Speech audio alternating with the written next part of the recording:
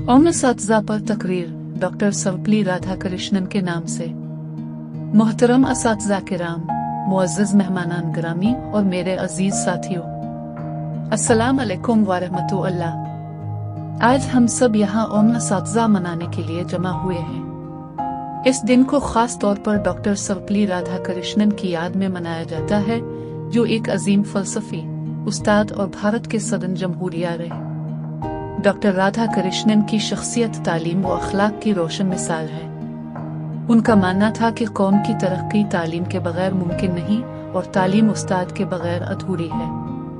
वो हमेशा कहा करते थे कि असातिज़ा वो सुतून हैं जिन पर कौम की इमारत खड़ी होती है। जब डॉक्टर राधाकृष्णन भारत के सदर बने तो उनके शागिर्दों और दोस्तों ने उनकी सालगिरह मनाने का इरादा किया।